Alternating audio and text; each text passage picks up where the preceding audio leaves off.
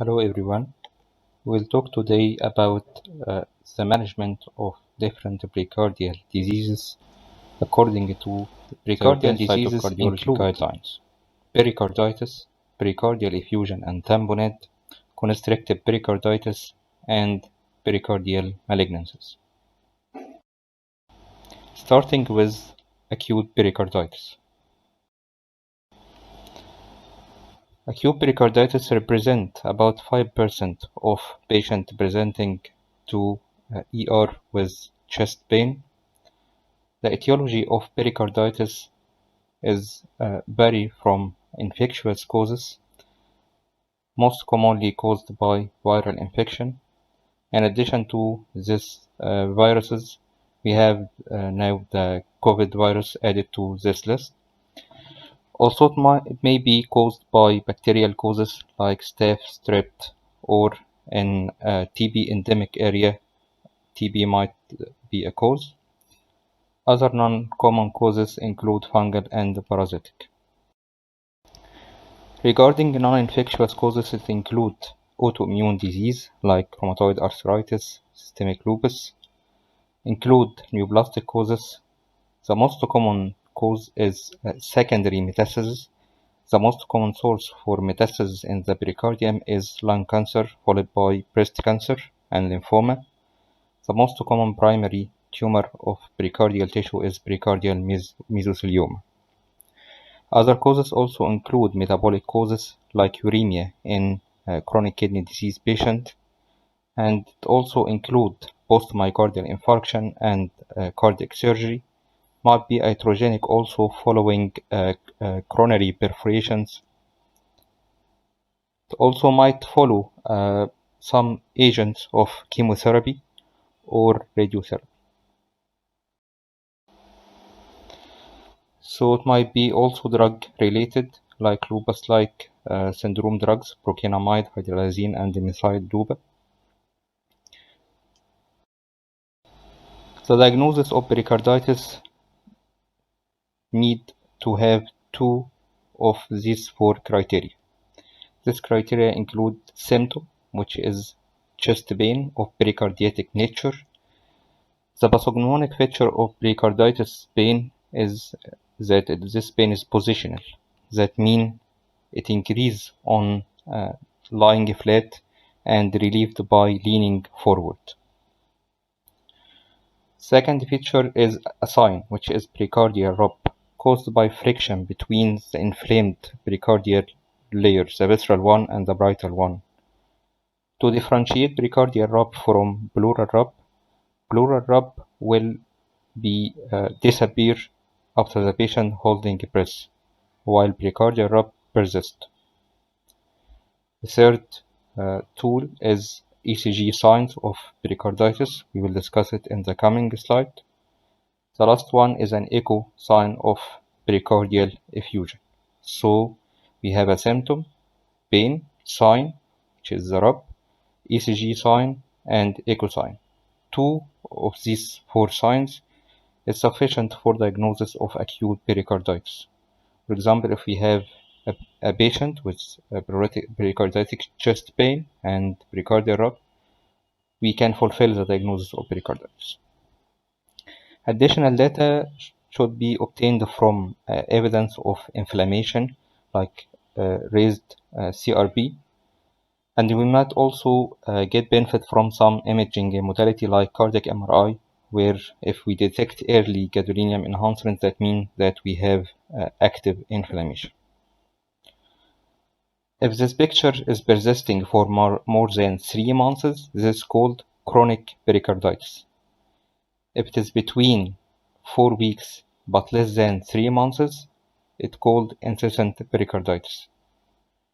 If the patient developed pericarditis, then he becomes symptom-free for about 4 or 6 weeks, then he becomes symptomatic again, this means he had a recurrent pericarditis. And here we discuss the ECG signs of pericarditis. To understand the cause of this sign, imagine that pericarditis causes 2 currents of electric injury. Atrial one, which is directed upward and to the right towards AVR. This caused BR segment elevation in AVR and depression of BR segment in the rest of leads. The second current of injury is the ventricular one. The direction of this injury is downward and to the left towards the infralateral leads, creating some ST segment elevation in the infralateral leads. The third sign, called the Spodek sign, which is described as a downsloping of the TB segment in lead 2. So how to differentiate a pericarditis ECG from a more dangerous one, which is a STEMI patient? The first thing is that pericarditis changes the pericardium is surrounding the whole heart, so the changes are diffuse. There is no specific territory affected. All leads showing elevation. While in STEMI patient, it usually take a certain territory, inferior or lateral or anterior, with reciprocation. This is the first difference. The second difference is the shape of ST segment. In pericarditis, it is concave upward, while in STEMI patient, it is convex upward. The third difference is the evolution of T wave changes. In pericarditis, the T wave become inverted only after the ST segment normalized, while in STEMI patients, the T wave start to be inverted while the ST segment is still elevated. So here is the ESC guideline recommendation. ECG is recommended for all patients, as we discussed the importance of ECG. Echo is also important, as we might have 1 point for the criteria of diagnosis from finding a pericardial effusion. Chest X-ray might be considered to search for etiology like chest infection, or some cases are associated with also pleural affection causing pleural effusion. Assessment of inflammatory markers like CRP. This is important for guidance of the duration of therapy, as we will discuss in the next slide.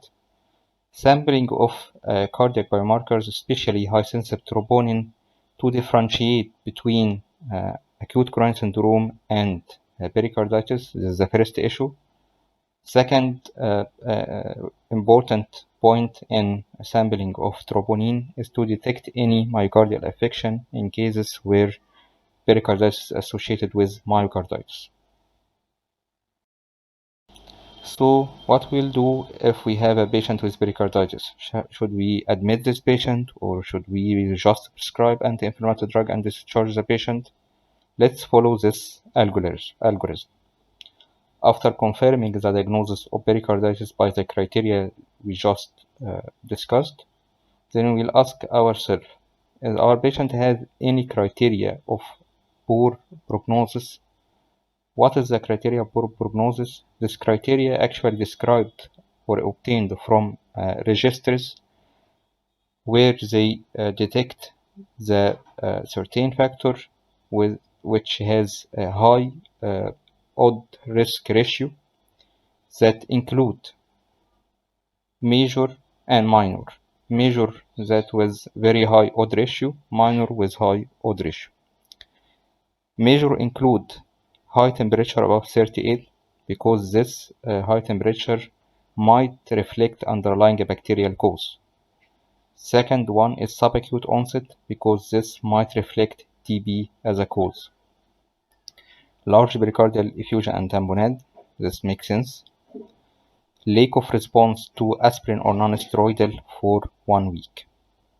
The minor one include myocardial affection with rise of biomarkers, myopericarditis. In a patient with receiving immunosuppressive drug, because this patient is fragile and liable for secondary bacterial infection. After trauma, or in patient receiving oral anticoagulant therapy, because this patient might develop tamponade rapidly, or hemorrhagic effusion. So if the patient has any criteria of these criteria, even major or minor, we should admit this patient and start the investigation searching for the cause of pericarditis. If the patient has no high-risk criteria, then we can discharge the patient on non-steroidal anti-inflammatory drug and colchicine, as we will discuss in detail, and follow the patient with inflammatory markers and symptoms. If the patient not responding after 1 week, then he is a high-risk patient and should admit. So here is the recommendation. Hospital admission is recommended in high-risk patient with acute pericarditis with at least one risk factor. Outpatient management is recommended for patient with low risk. Evaluation of response to therapy using inflammatory biomarkers is recommended after 1 week using CRP, for example. So what is the option? We have either aspirin or ibuprofen with these doses. The duration between 1 to 2 weeks, guided by the CRP.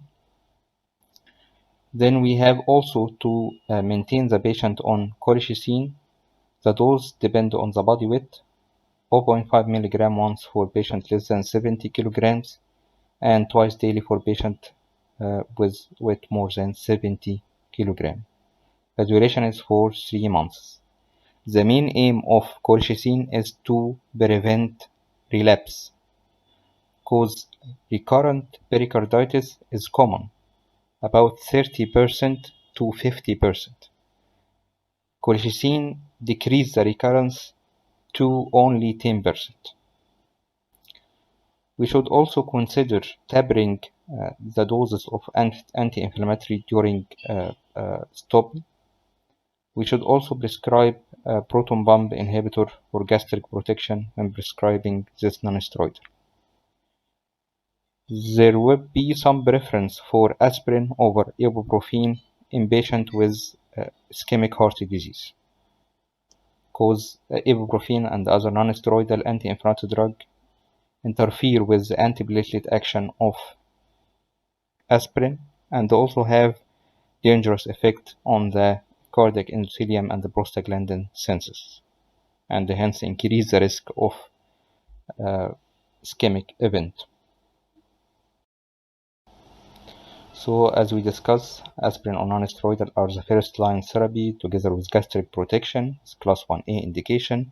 Colchicine also first line to prevent recurrence, class 1A indication. Surveillance with CRP to guide the length of therapy after 1 week and 2 weeks, class 2 indication. Then what if our patient is resistant to the first line drug therapy, or he is not a candidate for this therapy because he has some allergy or contraindication to non-steroidal therapy? Then we have left with a low dose corticosteroid defined by 0.5 mg per kg.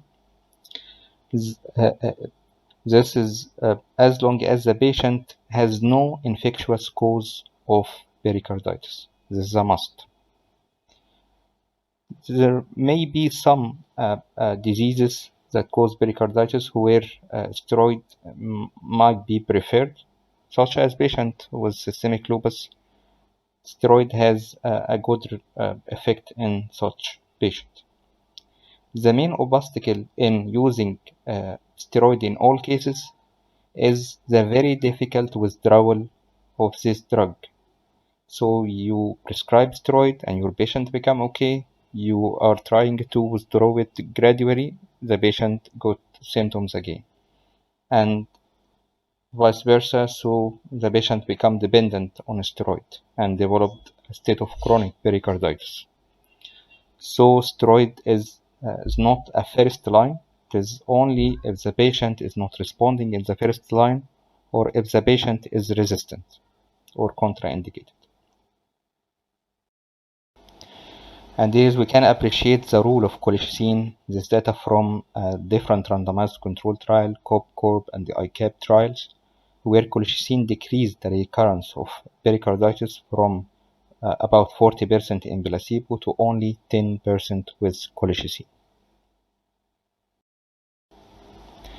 Exercise restriction is also important for non-athlete till symptom improvement and inflammatory markers resolution. And for athlete, restriction of exercise at least 3 months is recommended. And here again, they stressed on that steroids are not recommended as a first-line therapy as we just discussed. So what if our patient is pregnant? Pericarditis is not uncommon in pregnancy, especially in the second trimester. So colchicine is contraindicated in pregnancy. And also aspirin and nonsteroidal shouldn't be given after the 20 weeks of pregnancy due to the risk of prostaglandin reduction, which will cause premature duct closure. So we are left with low steroid dose in this cohort of patient. What about recurrent pericarditis? As we mentioned before, recurrent pericarditis means the patient becomes symptom-free for about 4 to 6 weeks, then he develops symptoms again. The management is not different from acute pericarditis. Actually, the same regimen of one of the non-steroidal anti-inflammatory drug together with colchicine. The difference is in the duration. In the acute pericarditis, the duration of non-steroidal anti-inflammatory drug was 1 to 2 weeks. Here we are talking about weeks to months, guided by the inflammatory markers. And second difference is the duration of colchicine, which is here 6 months. And also consider gradual withdrawal of drug after patient improvement. So what if our patient is not responding in the first line drug, which is non-steroidal and colchicine? The second option will be low-dose corticosteroid, similar to acute pericarditis, and again after exclusion of infectious causes. What if the patient becomes dependent on steroid or not responding? We go to the third line drugs, which is IVIG, interleukin antagonist, anakinra, or azathioprine. If the patient is still symptomatic despite the third line treatment, so we are left only with pericarditis.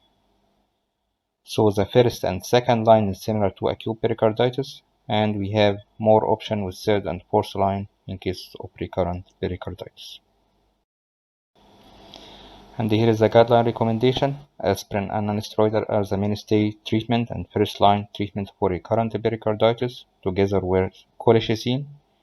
And also there is a class 2 recommendation of extended duration of colchicine more than 6 months.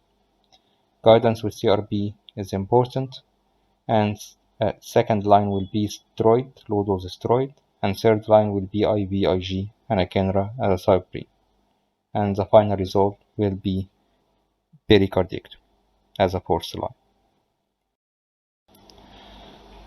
Similar to acute pericarditis, exercise restriction is important till symptom resolution in non-athlete and for a minimum 3 months in athlete.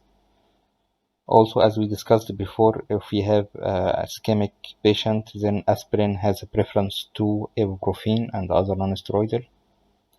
And in resistant patient, as we discussed, we have the option of low-dose steroid. An important note here is that if we are administrating corticosteroid due to failure of the first line treatment with non-steroidal, should be added as an add-on, not as a substitute to first line. So the patient will be on non-steroidal and low-dose steroid and colchicine. Steroid given alone if the patient has already contraindication to non-steroidal. And again, they stressed on that steroid shouldn't be recommended as a first line at all due to the high risk of recurrence. Then we move to myopericarditis. Here is an important note also.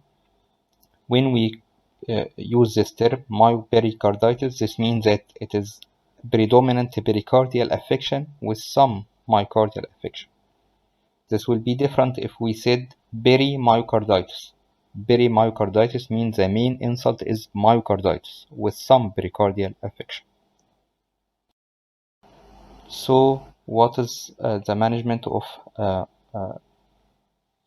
myopericarditis? Actually, cardiac MRI play an important role in confirmation of diagnosis. And as we discussed for risk stratification, if this patient has myocarditis is one of the minor risk criteria, so patient should be admitted at hospital. And this patient has in the broad spectrum of differential diagnosis, ischemic heart disease or acute coronary syndrome as a differential diagnosis. So we should exclude any acute coronary insult according to the pretest probability of the patient. If the patient has low likelihood of coronary artery disease, we might opt with a CT coronary angio to exclude coronary artery disease. If the patient has a high likelihood and many associated risk factors, diabetic, hypertensive, old age, then invasive coronary angio might be considered to exclude and rule out acute coronary syndrome. Physical restriction here is extended non-athlete or athlete for 6 months if we have evidence of myocardial affection.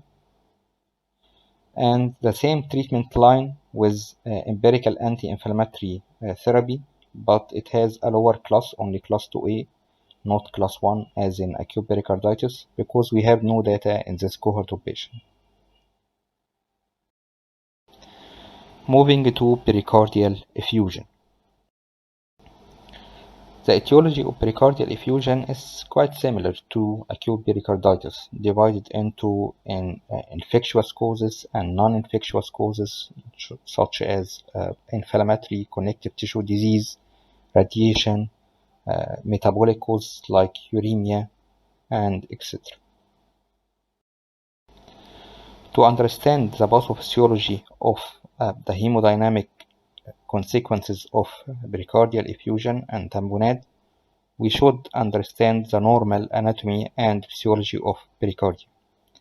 Pericardium is formed by two layers, a visceral layer that secretes the pericardial fluid and a tough outer fibrous layer. And in between both layers we have about 25 to 50 milliliters of pericardial fluid, which give an lubricating media facilitating the cardiac movement and contraction, and also provide a shield for the heart. The normal intrapericardial pressure is below 5 mm mercury.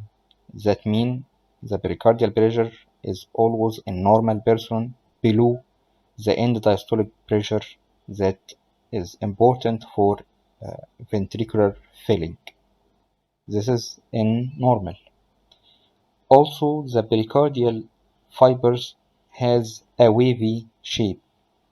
That means it could accommodate an gradual increase in the pericardial fluid to a certain limit.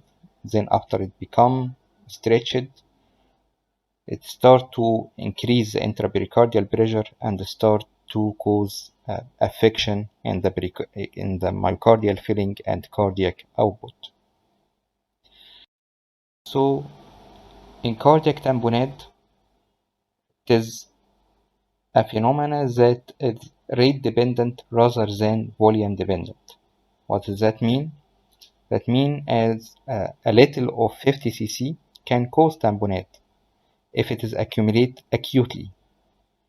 But if the pericardium has time to stretch these wavy fibers so that can accommodate up to 1 liter without tamponade. But after reaching the maximum tensile length of this fiber, the pressure starts to rise and tamponade occur. So if you have patient in the cath lab and he got a coronary artery perforation, as little as few cc, you got your patient in shock and cardiac tamponade. On another hand, if you have, for example, a lupus patient with chronic pericardial effusion, you might need more than 1 liter to reach the limit that causes tamponade. So again, it is rate dependent phenomena rather than volume dependent. So what is the clinical signs of tamponade? After the pericardial fluid increase to certain limits that cause intrapericardial pressure to increase to a range between 15 to 20 mm mercury, exceeding the end diastolic pressure that is important for filling of the RV and LV, then the patient starts to develop symptoms of decreased cardiac output. We have the first arm of the Beck's triad, which is hypotension. Then the second signs is muffled heart sound, because you have a shield of water around the heart, so the sound become muffled. Also, you will see distended neck vein, because the receiving capacity of the heart is markedly limited by the increased intrapericardial pressure. So the neck vein become congested because the heart can't receive all the blood that is coming through the vena cava to the right side. Another ECG phenomena is electric alternance, which means changing the voltage of QRS complex from one to another complex due to swinging of the heart and the pericardial fluid towards and away from the electrodes. Another important issue in the neck vein, which is absent Y descent. We should understand what is Y. Y is the passive emptying of left atrium into left ventricle in diastole. In tamponade, the heart become a closed chamber, so it can't receive any blood except if it is eject blood at the same moment.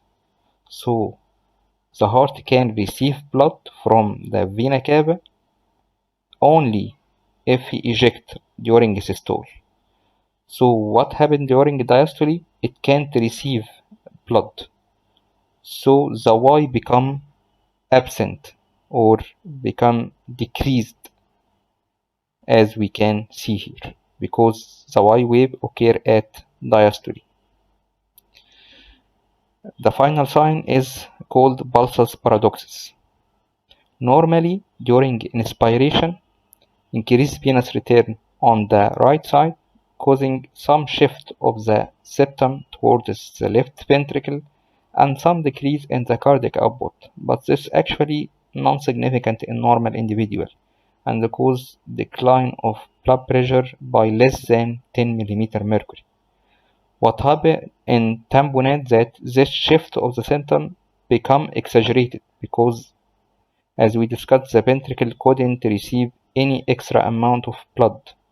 So this caused marked shift of the septum towards the left, marked decrease of the cardiac output during inspiration.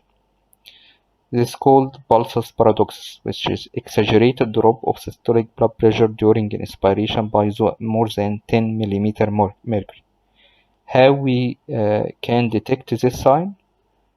During measuring blood pressure of your patient, just get the systolic sound, then ask the patient to take deep inspiration. The sound will disappear.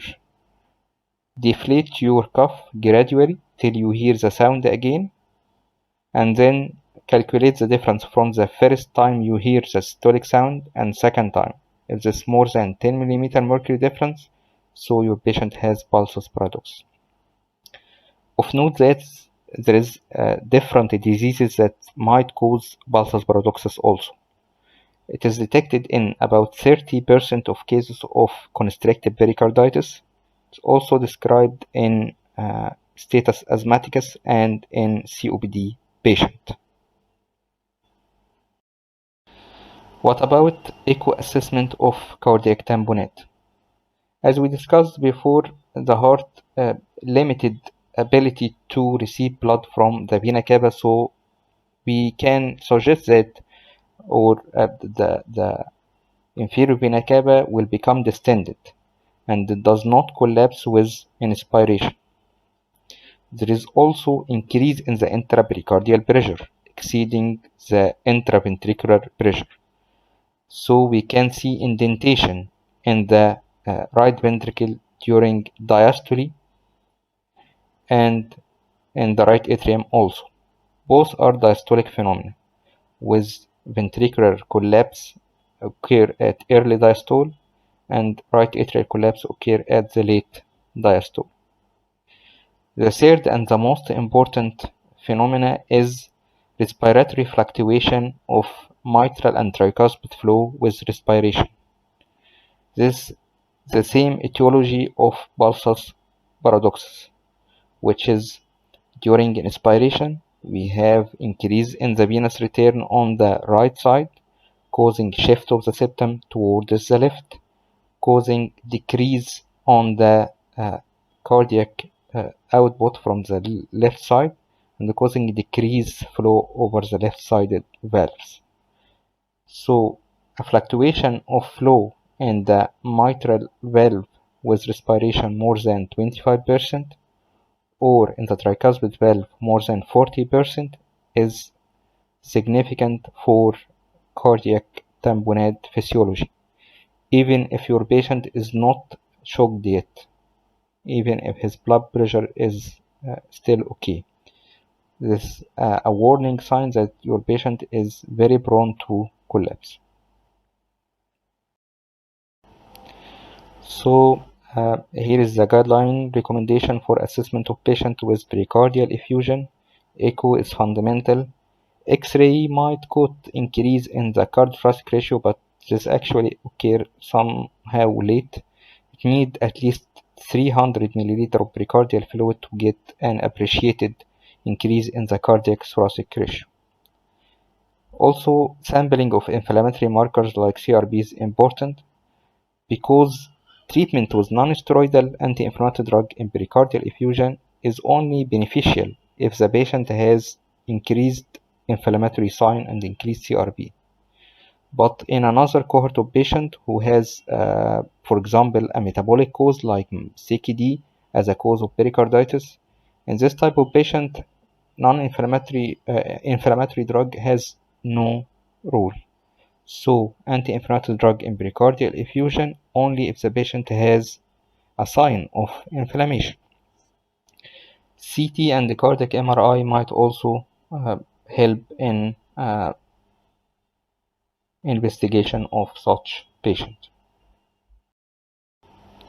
So, what is the indication of pericardiocentesis? We have emergency setting where the patient is tamponade, this straightforward indication, or semi-urgent when our patient has a high-risk etiology like bacterial, neoplastic, or TB, or as elective measure in patient with chronic pericardial effusion who does not respond to treatment after 3 months.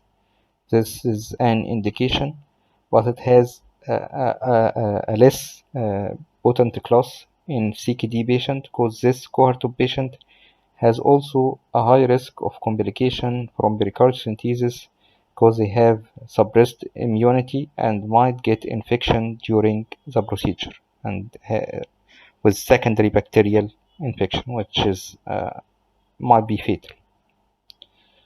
So what about the other line of treatment? The treatment should be directed toward the cause. So if our patient, for example, CKD, so dialysis is the cause and dialysis might be the treatment of choice. If our patient has connective tissue disease, then control with immunosuppressive drug and steroid might be of choice. Aspirin, non-steroidal, and colchicine only considered if the patient has evidence of systemic inflammation with raised CRP, for example. If we perform pericardiocentesis, we should get 3 main samples, one for chemistry analysis to differentiate between exudate and transudate. Exudate will have a high level of protein LDH.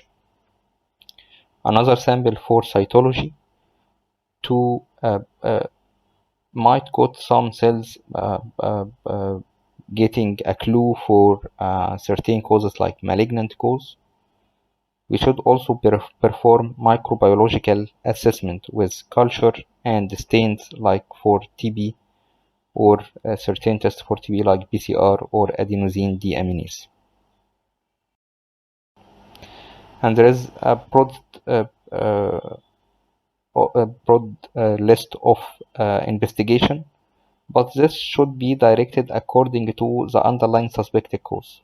For example, if you are suspecting autoimmune disease, then the autoimmune panel should be requested. If you suspecting hormonal like myxedema, then thyroid profile will be of choice. If you are suspecting TB, then the long list of TB investigation should be requested, and so on.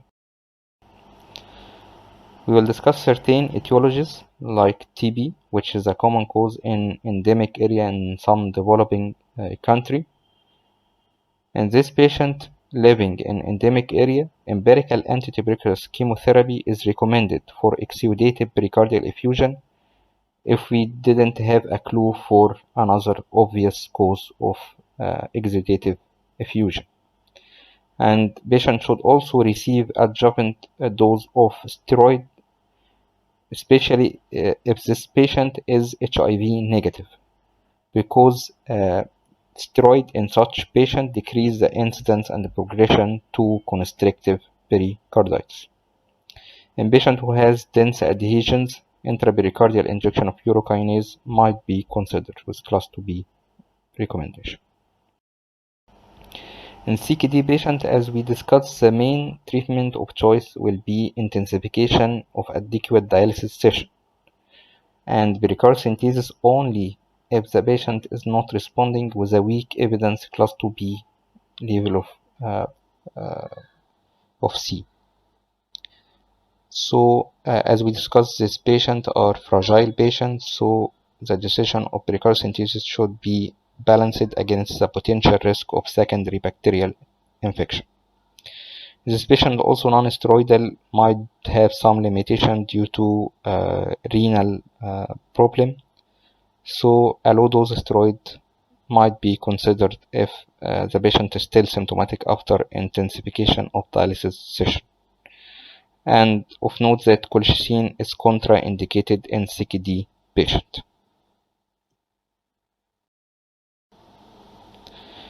Another syndrome, which is post-cardiac injury syndrome.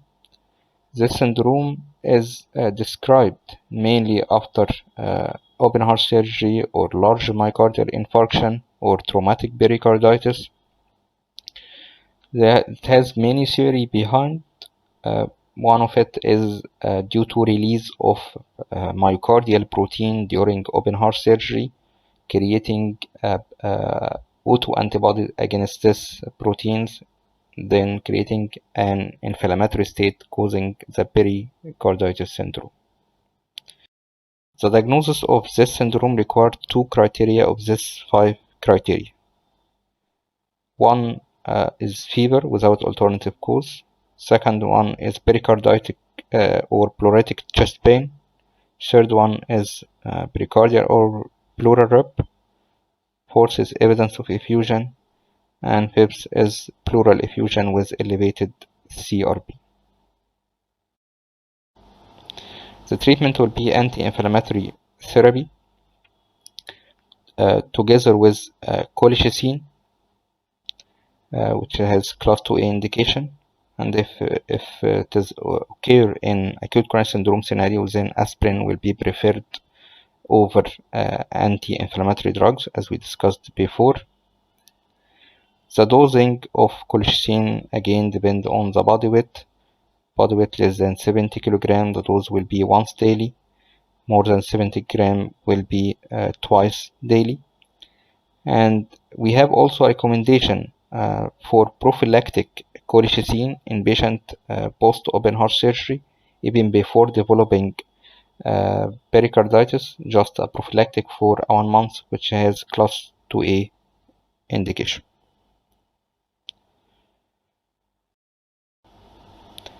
Moving to an important topic for every cardiologist and clinician, which is constrictive pericarditis. Constrictive pericarditis, like cardiac tamponade, is a pathophysiological phenomena rather than anatomical one. What does this mean? This means that 20% of patients of constrictive pericarditis actually has normal pericardial thickness. So again, it is a pathophysiological phenomena rather than anatomical one.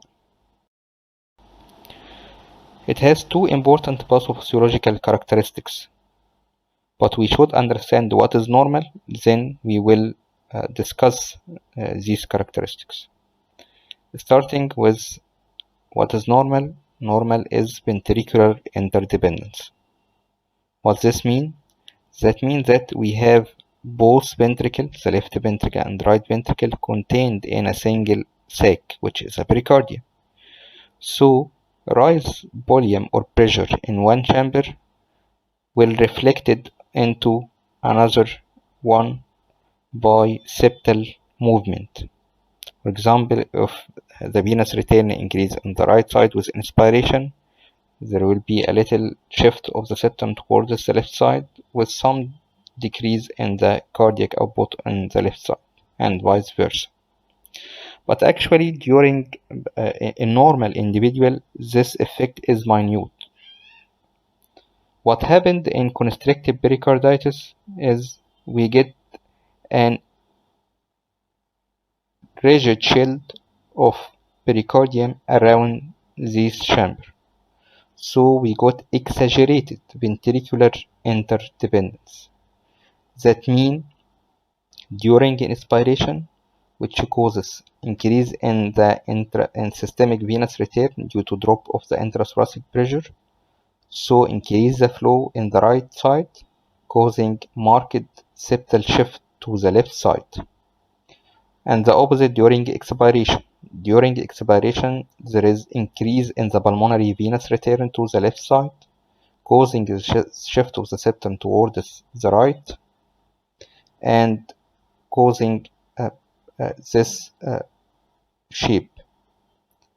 So we have a septal bouncing with respiration towards the right, towards the left with inspiration, and towards the right in expiration. This is called septal bouncing, and this is one of the pathognomonic feature of constrictive pericarditis.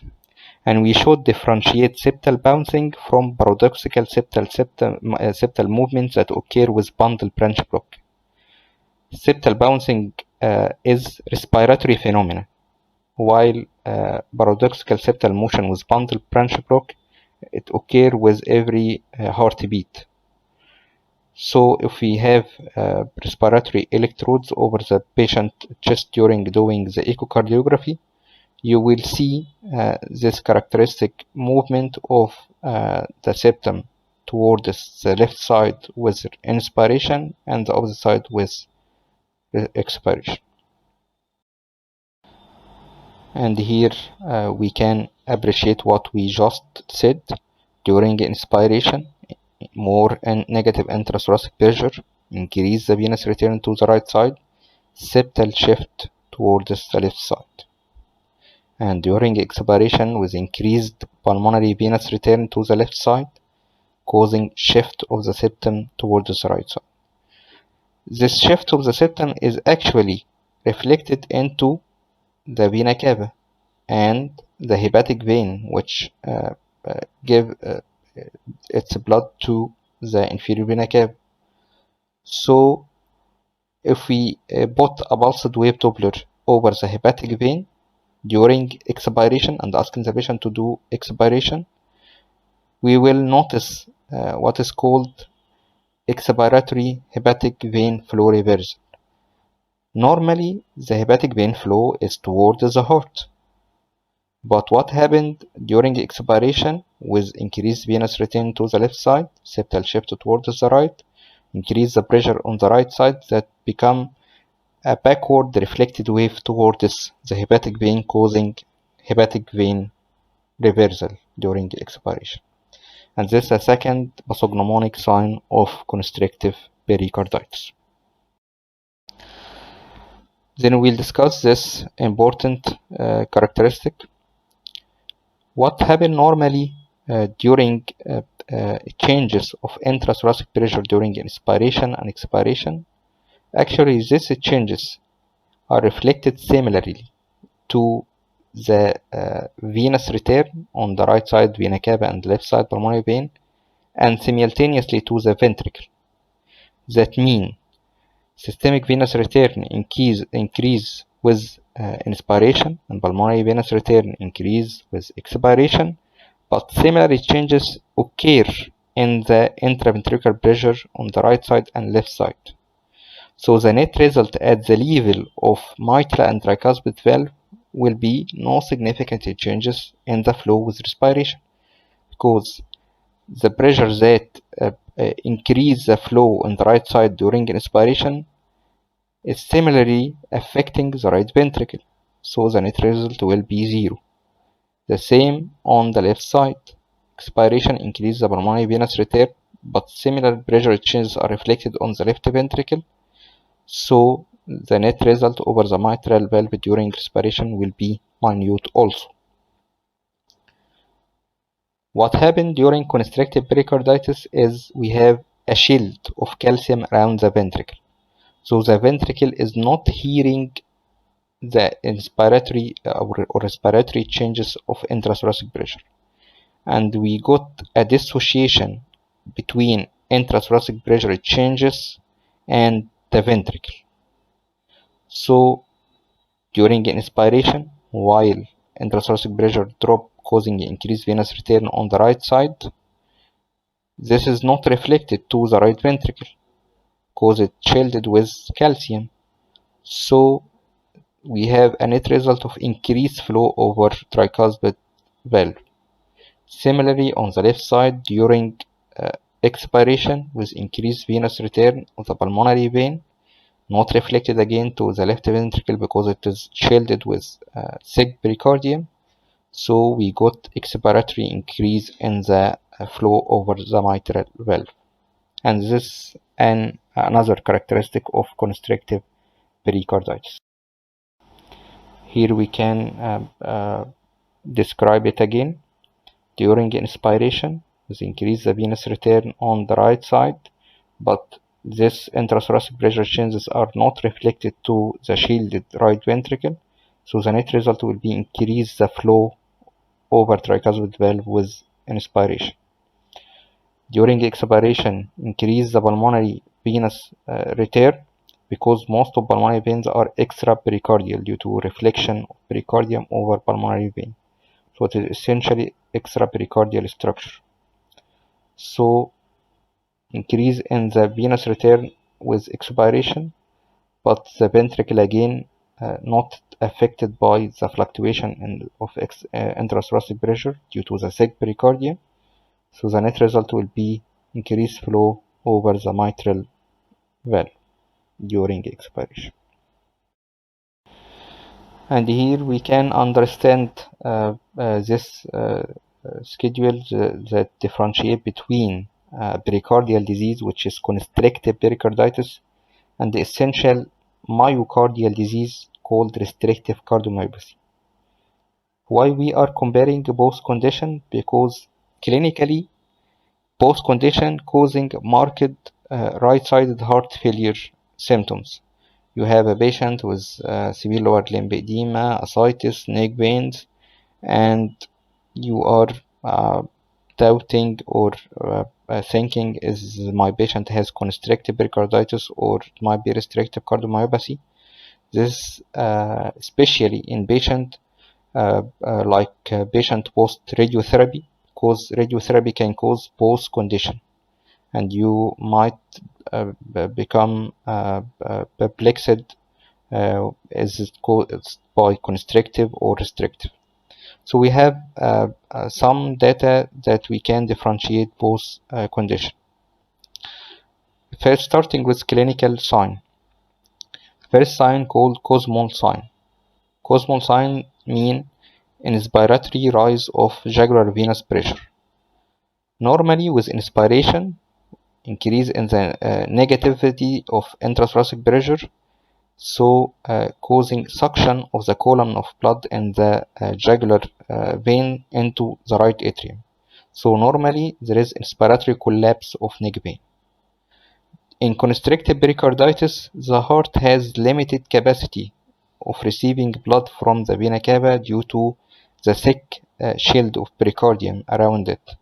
So during inspiration, it can't accommodate more blood from the jugular veins, so we got inspiratory rise of jugular venous pressure, what's called Cosmal sign. Another sign called pericardial knock, which caused by the reflecting sound of meeting of the epicardium during diastolic filling with the thick, tough pericardium, causing a knock, like a knock on a door. And as we said, this occurred during diastole, so we hear this knock in the early diastole. There might be some diffuse ECG changes in the ST and T waves due to some injury current from the surrounding inflamed pericardium and the heart. Also, we can see pericardial calcification in chest X-ray, especially in the anteroposterior view. This can be appreciated in 1/3 of patients. Moving into the pathophysiological criteria from echocardiography, we will understand it quickly because we just described these changes in the past few slides. First one is septal bouncing due to exaggerated ventricular interdependence, as we discussed. We might see thickened pericardium. The definition of thickened pericardium by echo is more than 0.3 centimeter, and by CT more than 0.2 centimeter, and by MRI more than 0.4 centimeter. Another criteria is the marked respiratory variation of mitral flow during respiration more than 25%, and we describe this due to the dissociation between ventricular pressure and intrathoracic pressure by the myocardial shield. Another criteria is characterization, tissue characterization of the by tissue Doppler of myocardium. Myocardium is normal in constrictive pericarditis, so the velocity of tissue of myocardium in constrictive pericarditis will be in the normal range, above 8, while this value will be below 8 in patients with restrictive cardiomyopathy. There is a criteria called the myoclinic criteria, which has a sensitivity and a specificity near 90% and include the presence of septal bouncing plus one of the following criteria: mitral tissue Doppler E prime velocity more than 8 cm, or expiratory hepatic flow reversal. Moving to the cardiac catheterization finding. In constrictive pericarditis, the intraventricular pressure become all equalized. So the ventricular diastolic pressure on the right side and left side are equal. While in restrictive pericarditis, the end diastolic pressure on the left ventricle is always higher than the right ventricular pressure, because the myocardial affection on the left ventricle are more than the right ventricle in restrictive cardiomyopathy. The second important criteria is what is called dip and plateau or square root sign. But this actually doesn't differentiate constrictive from restrictive. It occurs in both conditions. And it is caused by the limited capacity of left ventricle to receive blood from atria due to the restriction by the tough pericardium. So it can receive blood from atria only in limited period of low pressure state during early diastole. Then after rise of pressure, it reaches a plateau and no blood can move from atria and ventricle. This gives a shape of square root. Another criteria is the RV systolic pressure. Usually patient with restrictive pericarditis, restrictive cardiomyopathy has high pulmonary pressure, but in patient with constrictive pulmonary pressure usually is okay. Another criteria is the ratio between RV endostolic pressure and RV systolic pressure. This is usually below 1/3 in restrictive, but more in constrictive. A final and the most important criteria, which has the highest sensitivity of all these signs, which is called exaggerated ventricular interdependence during heart cath. I will explain it after a few moments in the coming slide. Another difference by cardiac imaging modalities like CT and cardiac MRI, which is pericardial thickness. As I just said, thickness in CT more than 2 mm or in MRI more than 4 mm is significant. We can also get tissue characterization of the pericardium by cardiac MRI gadolinium enhancement. If we get early gadolinium enhancement, this means that this constrictive pericarditis has acute inflammatory state, and this cohort of patients might benefit from a course of non-steroidal for 3 months, because some of them are reversible, what is called transient constrictive pericarditis. We'll discuss this also in the coming slides. While in patient with restrictive cardiomyopathy, pericardium will be okay, but instead we will get some clues from gadolinium enhancement in myocardium. Finally, I will explain this sign, which is called M-shaped neck vein, which occur in constrictive pericarditis. This is actually caused by the Y wave descent, deep Y wave. Again, Y wave occur at the passive filling of left ventricle during diastole.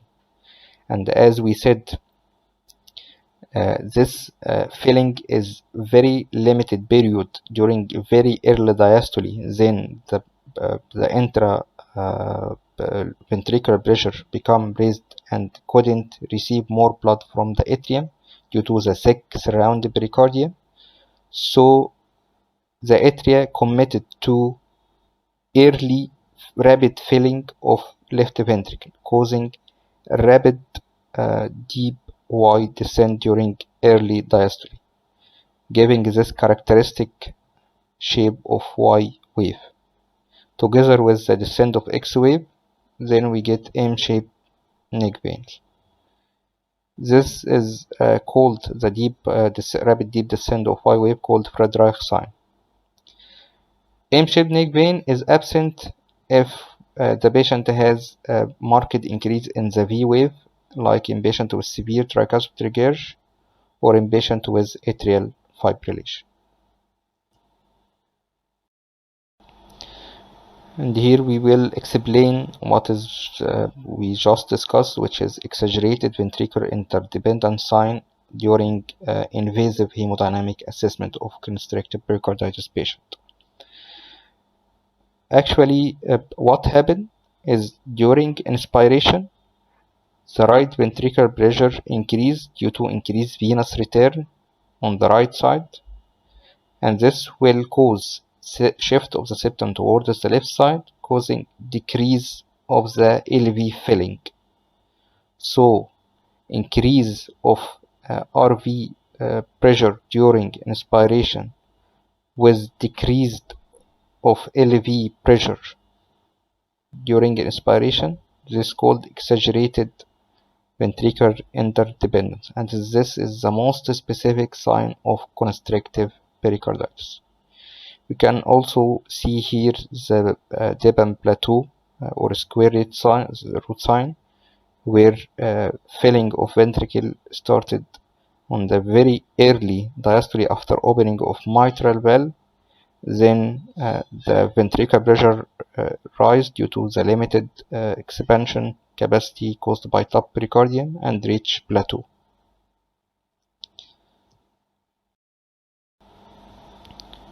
So, what is the recommendation of guidelines? We should mention that the etiology of constrictive pericarditis vary between countries. In developed countries, the most common causes are post-open heart surgery and post-radiotherapy or idiopathic. In the developing country where TB is predominant, TB is the most common cause. So, regarding investigation, echo is mandatory. X-ray in the frontal and lateral view to see the characteristic calcium shield. CT and the cardiac MRI is very important and crucial, especially before surgery, because this highlights the pericardial thickness on different points of myocardium, so the surgeon can get a clear plan where he will remove this second pericardium, because the pericardial affection in constrictive pericarditis is not homogeneous.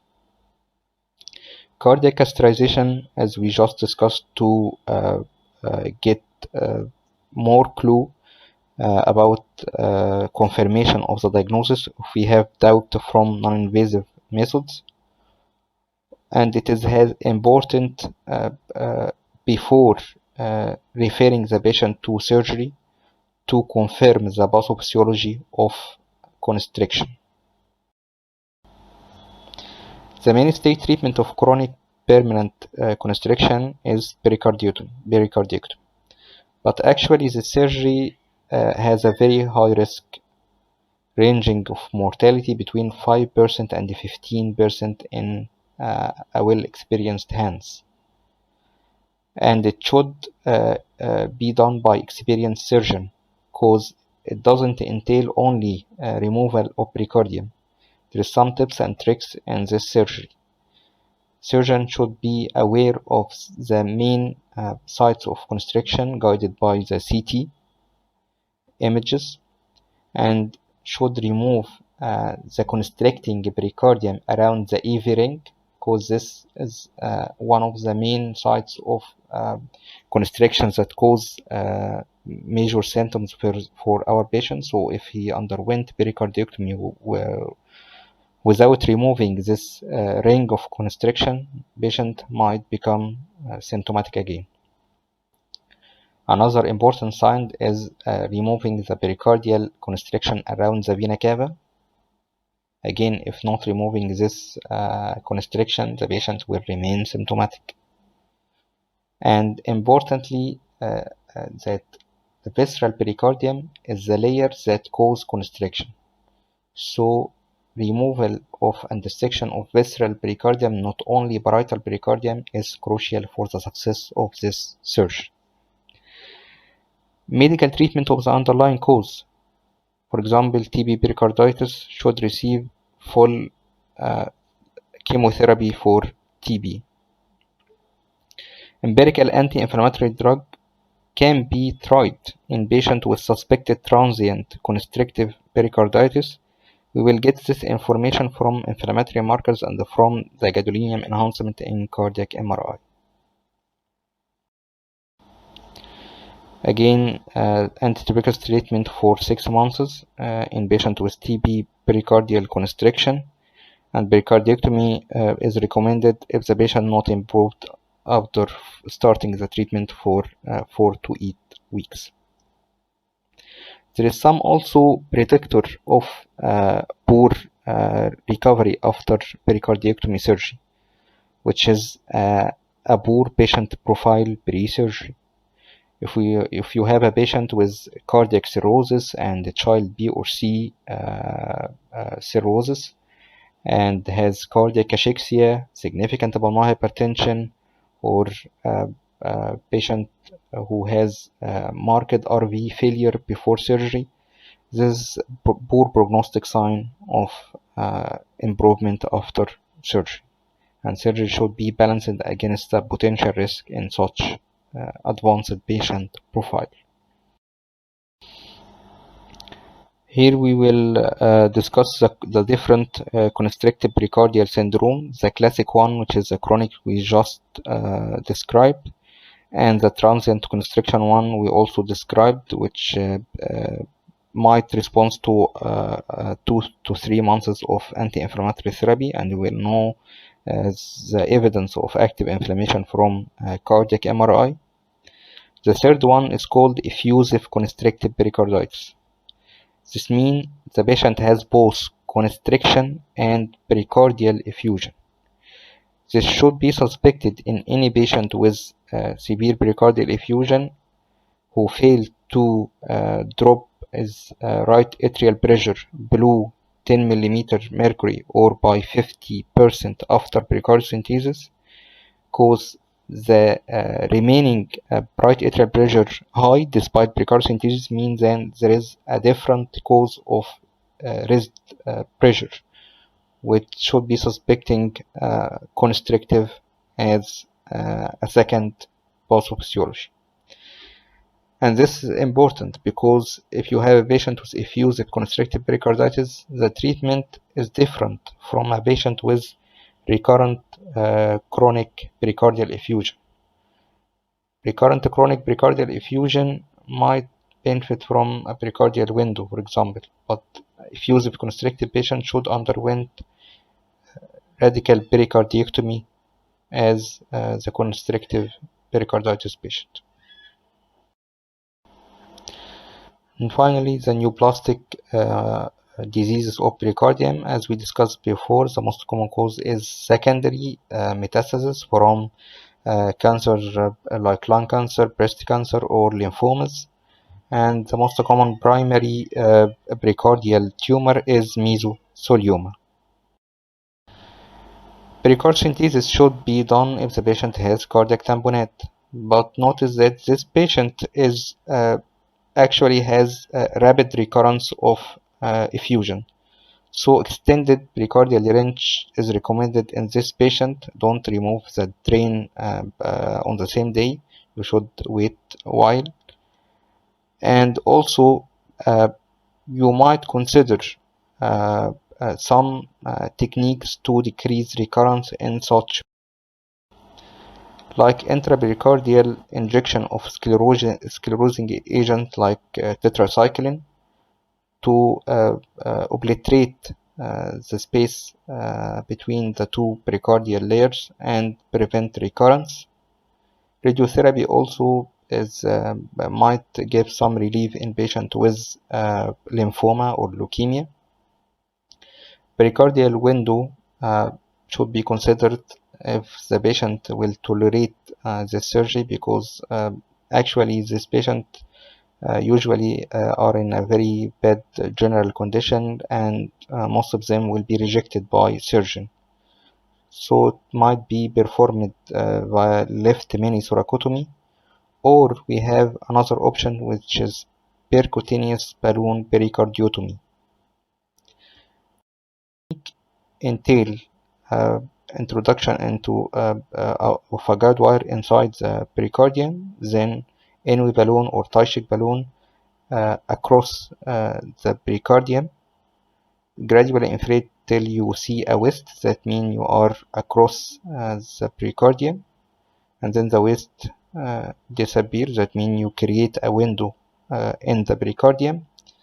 And actually this window is not direct communication between the pericardial space and the pleural space, but it acts as a window that prevent accumulation and tamponade in such patient, and allow gradual absorption of the accumulated fluid by the surrounding lymphatics, or through micro communication channels between the pericardial and left pleural space. And finally, thank you for listening.